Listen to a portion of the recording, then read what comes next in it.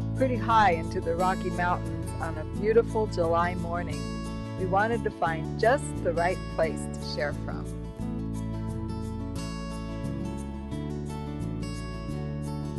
I'm Mike Linder, and I read a quote the other day that was really interesting.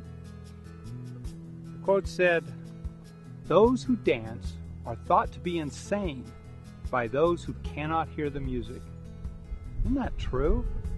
That if a person just sees a slice of life that's looking on and they're observing someone who's seeing a bigger part of the picture, that someone's actions can be really strange and their attitudes can be odd to a person who's looking on because they don't see that part of their life where the music is, that part that shows the person there's joy even when the circumstances are hard. Jesus' disciples asked him a question once when they ran into a man who was born blind. They said, "Who sinned? Was it this man or was it his parents that he was born blind?" And Jesus said, "It wasn't this man who sinned and it wasn't his parents who sinned. It was so that the works of God would be revealed in him." You know, the disciples just saw the problem. They were just in tight. That's all they could see. But Jesus showed them there's a whole lot more going on here.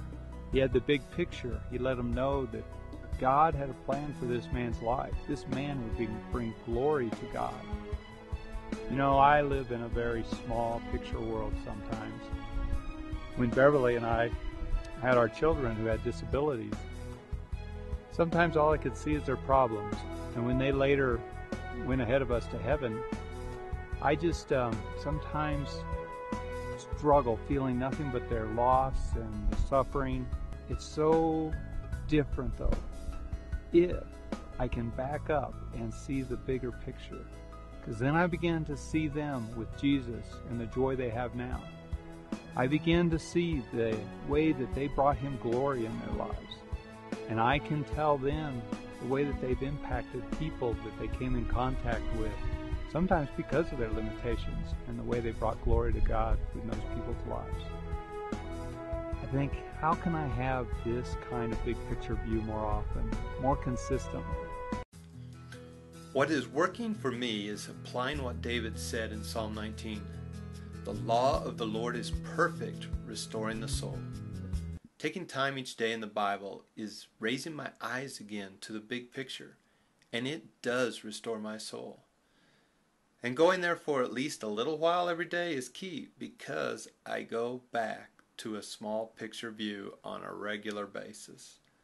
I have to be reminded there's more going on than I am seeing. And when I listen, I start to hear the music again.